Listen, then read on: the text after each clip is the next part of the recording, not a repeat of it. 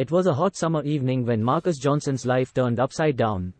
A hardworking man, Marcus was on his way home to get some fresh rest after a long hours of hard work from his job at the local mechanics shop. As he approached his small apartment building, he was greeted by the flashing lights of police cars and a crowd gathered around. Rushing to the scene, Marcus found his worst nightmare unfolding. His neighbor, Mrs. Jenkins, lay unconscious on the ground, her apartment door broken open. Amidst the chaos, Marcus was suddenly grabbed by a police officer and shoved against the wall. "You're under arrest for assault and burglary," the officer's voice boomed. Marcus couldn't believe what he was hearing. He had known Mrs. Jenkins for years, always helping her with groceries and fixing things around her apartment. He protested, trying to explain that he had just come from work, but his pleas fell on deaf ears. In the weeks that followed, Marcus found himself in a nightmare of legal proceedings. Despite his insistence of innocence, the evidence seemed stacked against him. Mrs. Jenkins, still recovering in the hospital, couldn't remember much due to her injuries.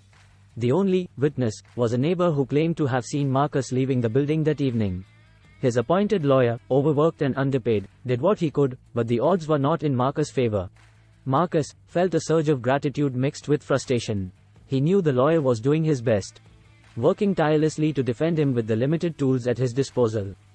But as the trial wore on, it became increasingly clear that the odds were stacked against them. From the very beginning of the trial, it was clear that the lawyer was going to push Marcus to his limits.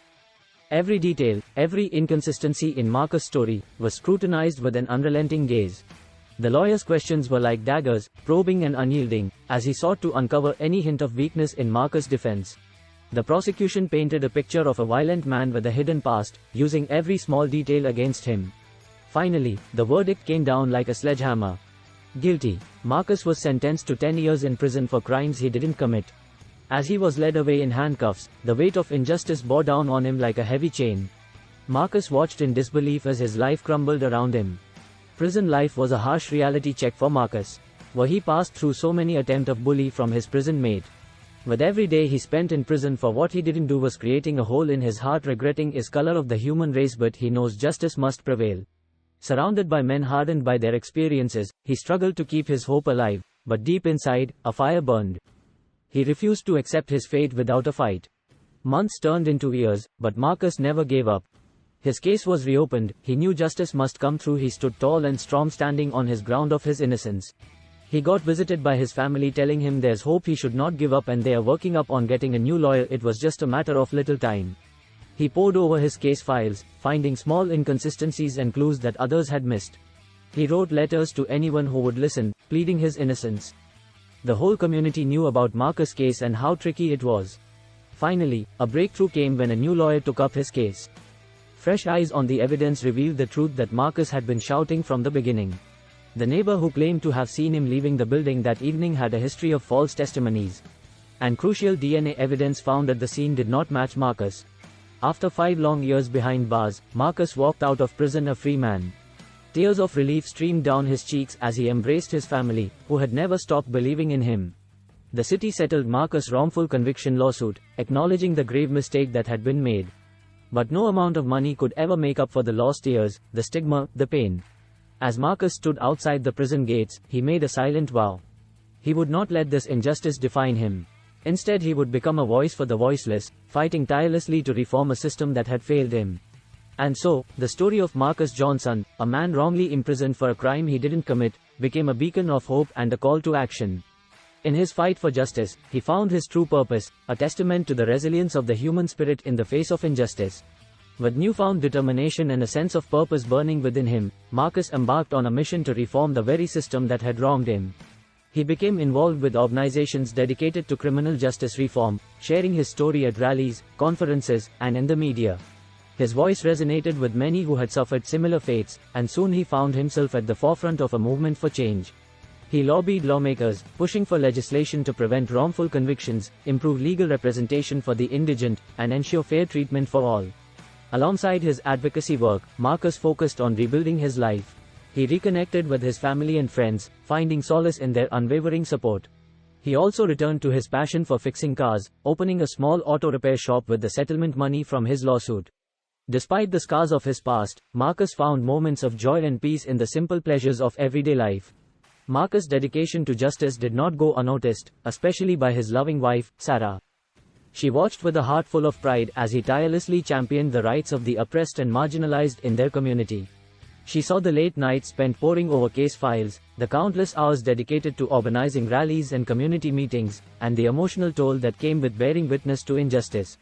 As Marcus threw himself into the struggle for equality, Sarah stood by his side, offering unwavering support and encouragement. Yet, despite the challenges, Sarah never once doubted the importance of Marcus' work. She saw how he inspired others, how his words moved hearts and minds, and how he fearlessly confronted those who perpetuated inequality. Proudly, Sarah watched as Marcus became a pillar of the community, a trusted voice for those who had long been silenced. She witnessed the gratitude in the eyes of those he helped, the way their children looked up to him with admiration, and the respect he earned from all who knew him.